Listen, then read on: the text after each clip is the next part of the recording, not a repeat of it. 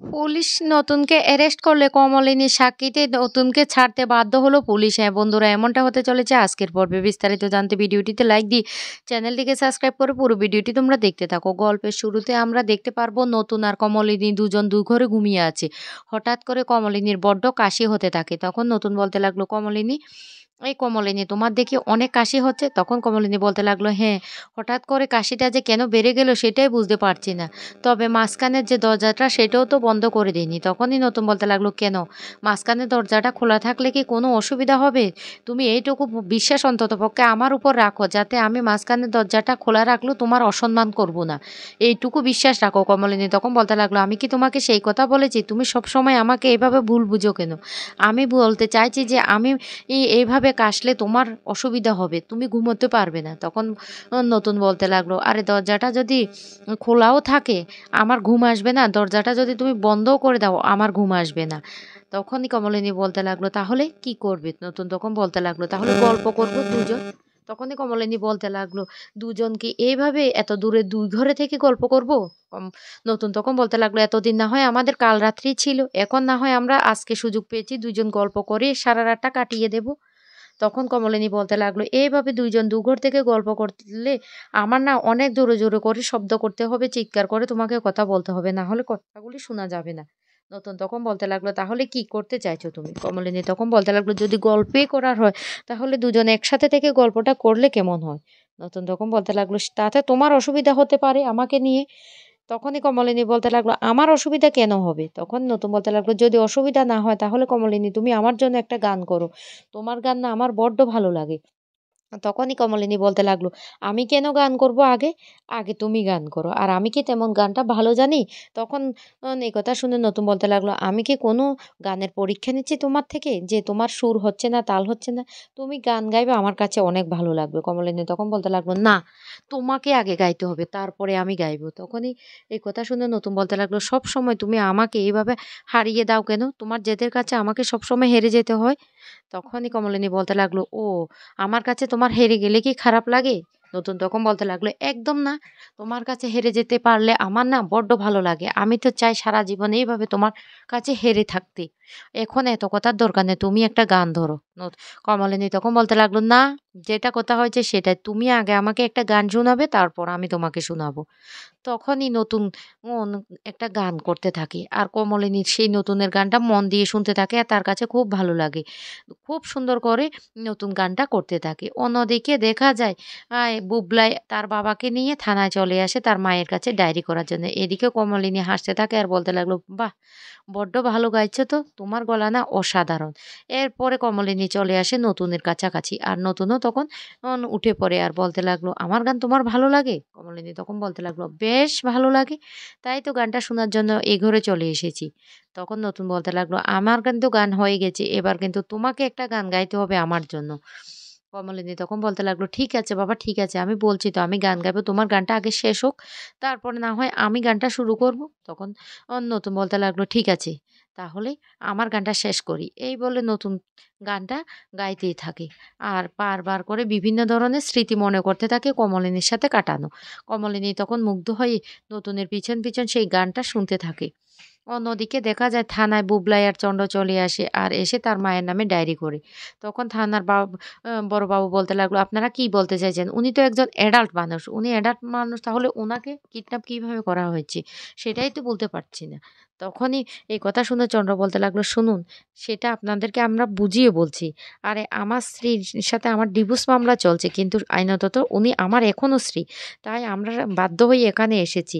আর যে লোকটার সাথে গেছে না, সেই লোকটা আজকে অনেক বছর পর্যন্ত আমাদের বাড়িতে থেকে না আমাদের রীতিমতো ক্ষতি করার চেষ্টা করছে। আমার বড় ছেলেকে জিজ্ঞেস করুন, ও চাকরিটা রীতিমতো ওই লোকটাই সে শেষ করে দিয়েছে। ওনার বিরুদ্ধে চলে গিয়েছে সেই জন্য।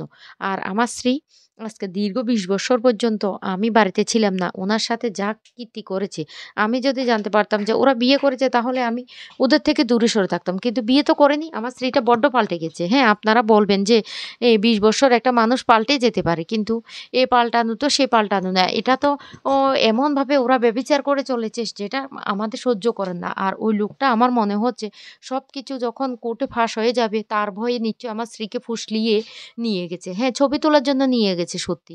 কিন্তু এই ঝড় বৃষ্টি বাদলের দিনে কেউ কাউকে ছবি তোলার জন্য এভাবে নিয়ে যায়?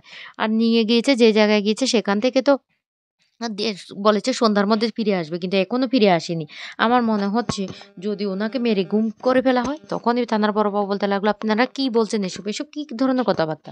বুবলাই তখন বলতে লাগলো, "হ্যাঁ, আমার মাকে মেরে যদি গুম করে দেওয়া হয় তাহলে তো সমস্ত প্রমাণই শেষ হয়ে যাবে। আর যাই হোক না কেন আপনারা আমার মাকে ফিরিয়ে এনে দিন।"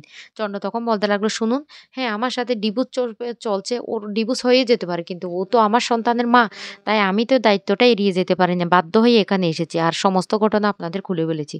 তখন বলতে লাগলো, "যার সাথে গিয়েছে উনিও অ্যাডাল্ট, যিনি গিয়েছেন উনিও অ্যাডাল্ট। এইভাবে কি কোনো ঘটনা হতে পারে?" চন্দ্র তখন বলতে লাগলো, "শুনুন, আপনাদেরকে আমরা ডায়েরি করেছি। এখন আপনাদের কর্তব্য হলো আমাদের স্ত্রীকে যেকোনো প্রকারে ফিরিয়ে এনে দেওয়া।" তখনই পুলিশ বলতে লাগলো, "ওরা কোথায় গিয়েছে আমরা কি করে জানবো? কি করে জানবো?" তখন বলতে লাগলো, "আপনাদেরকে আমরা ঠিকানাটা দিয়ে দিচ্ছি।" এদিকে নতুনের গানটা শেষ হলে কমলিনী তখন গান গাইতে শুরু করে। আর কমলিনীর গান এত সুন্দর করে গাইতে থাকে নতুনের, সেটা খুব ভালো লেগে যায়। অন্যদিকে পুলিশ সেই ঠিকানাটা নিয়ে চলে আসতে থাকে সেই রিসোর্টের দিকে। এদিকে কমলিনী সেই গানটা গাইলো নতুনেরকে উদ্দেশ্য করে। নতুন তখন গানটা শুনে খুব খুশি হয়ে যায় আর বলতে লাগলো, "আমি জানি তুমি আমাকে উদ্দেশ্য করে এই গানটা গাইয়েছো। আর সত্যি তোমার গানটা শুনে না আমি খুব মুগ্ধ হয়ে গেছি।" এই বলে কমলিনীকে জড়িয়ে ধরে বলতে লাগলো, "তুমি আমার চিরসখা, তুমি আমার বন্ধু। এইভাবে বন্ধুত্বের জন্য আমাদের সারা জীবন থাকতে পারে।" এইদিকে পুলিশ সেই রিসোর্টে চলে আসে আর এসে সেখানের মালিককে বলতে লাগলো, "এখানে স্বতন্ত্র বোস আর কমলিনী মুখার্জি নামে ২ জন লোক কি আছে?" তখন ওরা বলতে লাগলো, "হ্যাঁ, বৃষ্টির কারণে এখানে বৃষ্টিটা বন্ধ হয়ে গিয়েছিল তাই ওরা এখানে ছিল। কালকে সকালবেলা ওরা চলে যাবে।" তখন বলতে লাগলো, "ওরা কোন রুমে আছে আমাদেরকে বলুন। এক্ষুনি বলুন।" তখনই সেখানের রিসোর্টের মালিক অনেক ভয় পেয়ে যায় আর বলতে লাগলো, "কি বলছেন আপনারা?" তখন বলতে লাগলো, "হ্যাঁ, আমাদেরকে রুমটা দেখিয়ে দিন, ওনাদের সাথে কথা আছে।"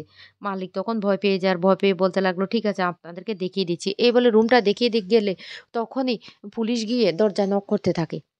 আর তখন কমলিনী বলতে লাগলো, "এত রাতে? এত রাতে কে এসে আবার দরজায় নক করছে?" নতুন তখন বলতে লাগলো, "নিশ্চয়ই হোটেলের মালিক। আচ্ছা আমি গিয়ে দেখি, তুমি যাও। তুমি গিয়ে ঘুমিয়ে পড়ো।" তখন বলতে লাগলো, "না, না, আমিও দেখব কে এসেছে, কেন বা এত রাতে দরজাটা নক করছে?" আর দরজাটা খুলতে তখন পুলিশদের দেখে তো রীতিমতো অবাক হয়ে যায়। এদিকে পুলিশ বলতে লাগলো, "বাহ! দেখে তো ভদ্রলোক মনে হচ্ছে। আর এদিকে অন্যের বউকে নিয়ে রিসোর্টে এনে ভর্তি করছেন?" যা শুনে নতুন প্রচণ্ড রেগে যায়। আর কমলিনী তখন বলতে লাগলো, "আমি নিজের ইচ্ছে এসেছি। আমাকে কেউ আনেনি।" তখনই পুলিশ বলতে লাগলো, "বুঝতে পারছি স্বামী সন্তানদেরকে রেখে এখানে এসেছেন ফুর্তি করতে।" কমলিনী তখন বলতে লাগলো, "ভদ্রভাবে কথা বলুন। আপনি এভাবে কথা বলতে পারেন না। আমি একজন অ্যাডাল্ট।" তখন স্বতন্ত্র বসু বলতে লাগলো, "আপনার গায়ে পুলিশের পোশাক। আপনি কিন্তু সেটার অমর্যাদা করছেন। আপনি জানেন?" তখন বলতে লাগলো, "হ্যাঁ, জানি তো। আপনি একজন বিজ্ঞানী। কিন্তু আপনি বিজ্ঞানিক হয়ে এ ধরনের ব্যভিচার করবেন তা আমরা সহ্য করব সেটা তো হতে পারে না। আপনার ব্যভিচার সীমা ছাড়িয়ে যাচ্ছে। এখন রিসোর্টে এসে ব্যভিচার করছেন। আপনাকে তো আমরা অ্যারেস্ট করব। এক্ষুনি আমাদের সাথে থানায় যেতে হবে।" তখন কমলিনী রেগে যায়। রেগে গিয়ে বলতে লাগলো, "আপনারা এইভাবে একজনকে অ্যারেস্ট করতে পারবেন না। আমরা দুজন অ্যাডাল্ট। আর আমার সাথে আমার স্বামীর ডিভোর্সের মামলা চলছে।" তখন বলতে লাগলো, "মামলা তো চলছে। এতে তো আপনারা আরো বড় অপরাধ করেছেন। মামলা চলাকালীন আপনারা একজন পরপুরুষের সাথে এসে আপনি রাত কাটাচ্ছেন। সেটা তো মানতে পারব না। চলুন স্বতন্ত্র বোস, আমাদের সাথে এক্ষুনি যেতে হবে।" কমলিনী তখন বলতে লাগলো, "না, আপনারা ওকে কিছুতে নিয়ে যেতে পারেন না। কারণ আমরা বাড়িতে সবাইকে বলে এসেছি কোথায় এসেছি।" তখন পুলিশ বলতে লাগলো, "কি বলছেন আপনারা?" কমলিনী তখন বলতে লাগলো, "আমি সবাইকে এনে প্রমাণ দেব। আমরা বাড়ি থেকে বলে সন্তানদের পরামর্শ নিয়ে এখানে এসেছি।" তখন পুলিশ অবাক হয়ে যায় আর বলতে লাগলো, "কি বলছেন? আপনার ছেলে তো ডায়েরি করেছে।" তখন বলতে লাগলো, "আপনি চলুন আমরা আসছি পিছনে। আপনি উনাকে অ্যারেস্ট করতে পারেন না। আমি সমস্ত প্রমাণ দিয়ে দেব। ও কোনো অন্যায় কাজ করেনি।"